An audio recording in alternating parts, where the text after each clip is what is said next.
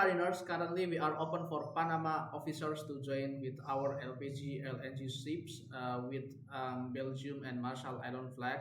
The salary will be start from 6,000 US dollar until 12,200 US dollar.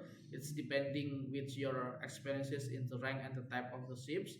We are open for minimum experiences, that is 6 months experiences in the same type and the same rank on and the same rank, that is six engineer sorry, second engineer and chief officers.